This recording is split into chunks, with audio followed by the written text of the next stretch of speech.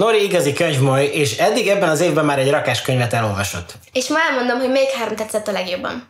Tartsatok velünk!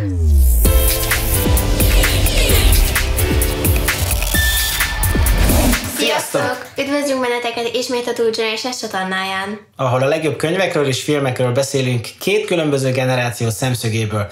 Ma pedig a Nori szemszöge következik, mégpedig könyvek tekintetében, ugyanis ő az utóbbi időben nagyon sokat olvasott, és hát olyan könyveket, amiket én például abszolút nem ismerek, Szilvi most már részben ismeri őket, de szeretnénk, hogyha nekünk és közben nektek is elmondaná, hogy azok közül a könyvek közül, amiket eddig olvasott, mik azok, amik a legjobban tetszettek neki.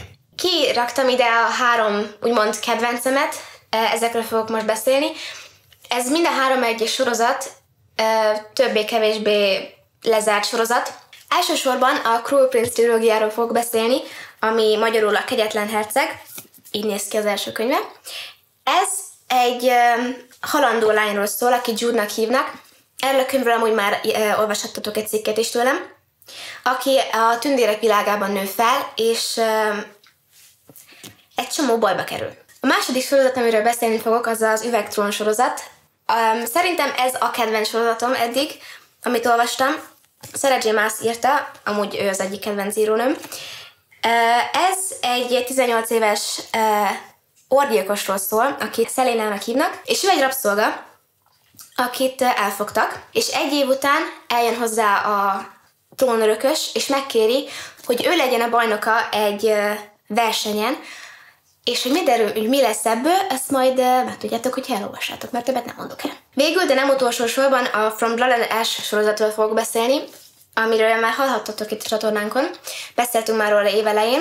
Ez szintén egy lányról szól, akit Poppynak hívnak, és ő a kiválasztott. Egész életében azt hitte, hogy ő lesz az, akit majd átadnak az isteneknek. Hirtelen feltűnik egy rejtélyes férfi, aki az egész életét felforgatja, és miatta felvetődik benne a kérdés, hogy az egész élete, amit eddig leélt, és amit eddig tudott, hogy ez tényleg helyese. Van ezek közül egy, amelyik nagyon hosszú volt, igaz? Hány kötetes is volt ez? Ez volt a leghosszabb. Ez 7 kötetes, plusz van egy 5 részből álló kis novellagyűjtemény. Úgyhogy ez volt a leghosszabb. Viszont nekem tetszett mindegyik. Fent tudta tartani az írónő a feszültséget végig? Igen. Tehát érdekes volt végig, nem érezted úgy, hogy valahol hosszan el van nyújtva? Nem.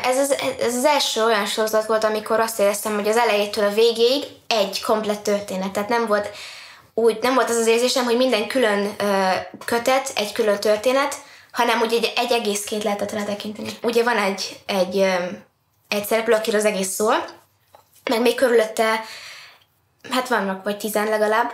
Mi ennek még egyszer a címe magyarul, csak hogyha valakit érdekel, akkor tudja. Üvegtrón, ez az első kötet.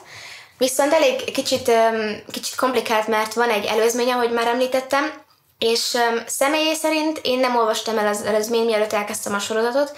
Én az első résszel ezzel kezdtem az egész sorozatot. El lehet olvasni, viszont sokan azt mondják, hogy úgy kéne elolvasni az egész sorozatot, hogy ezt először, mivel ebbe kapjuk meg a rengeteg infót a maga a világról, és aztán a második kötetet, és aztán először az előzményt, mielőtt a harmadikat elkezdenénk. Lehet úgy is csinálni, lehet végigolvasni, úgyhogy igazából... Tehát megérted úgy is, hogyha egyszerűen elkezded az első kötettől, igaz? Igen, megérthető úgy is. Kinek ajánlanád ezt a sorozatot? 14-15 éves kortól 25-ig körülbelül, utána már szerintem... engem már valószínűleg nem érdekelnek. Igen, már nem hiszem, hogy érdekelni, mivel rengeteg benne az ilyen... Inkább a fiatalabbaknak szól. Tehát szerintem azokat a könyveket, amiket te olvasol, azok túl komolyak ehhez képest. Nincs olyan, hogy lassú bevezetés, hanem belecsöppensz, és akkor megy akció. És időközben ismered meg a karaktereket. Igen. Szilvi, melyiket kezdted el? Én a Kegyetlen herceget kezdtem el, az első részét, és nekem már most nagyon tetszik. Tényleg? Igen. Szerintem az az egyetlen könyv, ami talán még fiatalabbaknak való, tehát ilyen 12 éves kortól, mert nagyon egyszerű maga a felépítés. Nincs túl bonyolítva, úgy értem. Tehát igen, ez például, ez a 2 sorozat nagyon bonyolult ahhoz képest. Az egy olyan sorozat, amivel érdemes elkezdeni. És a From Blood and Ash sorozat? Ez is egy fantáziavilágban játszódik, és ennek a fantáziavilágnak nagyon-nagyon komplikáltak a törvényei, és ez az egész politikai dolog nagyon nagyon a fókuszban van, szóval ez... Tehát kicsit olyan gyűrűk-urás? Sok benne a politika, viszont a Gyűrűk urához képest a fókuszban mégis ez az ilyen szerelmi történet van főként, és az, hogy a főszereplő Poppy, hogy fedezi fel, hogy ki is ő valójában. Ennek a magyar címe Vérből és hamuból megvan már magyarul is, ugyanúgy, ahogy ez a két sorozat is megvan magyarul is, úgyhogy ha szeretnétek elolvasni, azt megtehetitek. Tehát akkor nagyon röviden összefoglalva, a Vérből és hamuból az egy fantáziavilágban játszódó szerelmi történet. A Kegyetlen herceg az... A Kegyetlen herceg az is, abban is van elég politika, viszont nem olyan komplikált, mint a Vérből és hamuból. Uh-huh. Szóval ez egy olyan sorozat, aminek a története nagyon-nagyon csavaros. Szóval aki azt jelenti, hogy megy a történet, és akkor hupsz, itt egy csavar, annak a Kegyetlen herceg a jó választás. Az Üvegtrón főleg arról szól, hogy van egy fiatal nő, aki a szabadságáért harcol, miközben az országokban, ebben a fantáziavilágban túl a háború, és a történet során kiderül egy csomó titok az ő múltjáról, illetve a jövőjéről, hogy lesz egyáltalán jövője. Nem akarok többet mesélni, mert félek, hogy valamit elmondok, ami esetleg spoiler lenne. Miért kéne valaki ezt elolvassa? Szerinted? Hát aki szereti az olyan történeteket, ami hosszú, és elejétől végig izgalmas, és olyan karakterek vannak benne, hogy a végén annyira szívedhez nőnek, hogy azt hiszed, hogy valódiak. Romantikus történet alapjában, nem? Is, meg nagyon-nagyon nagy szerepet játszik benne az, hogy van egy csapat. A csapat tagjai kezdetben teljesen idegenek egymásnak, és a sorozat végére annyira összekovácsolódnak, hogy annyira törődnek egymással, mint hogyha családtagok lennének. Szilvi, te már akkor azt mondtad, hogy hozzáfogtál a Kegyetlen herceghez. Azt végig fogod olvasni biztos? Igen. És a másik két sorozattal hogy ez? Megjött a kedved hozzá? Hát nem tudom, mert ugye Nóri azt mondta, hogy a From Blood and Ash az egy kicsit túl politikai, és az nem annyira az én stílusom, és az Üvegtrón meg egy kicsit túl hosszú nekem, úgyhogy inkább maradok annál. Oké. Okay. Tehát te inkább a rövideket szereted. Igen.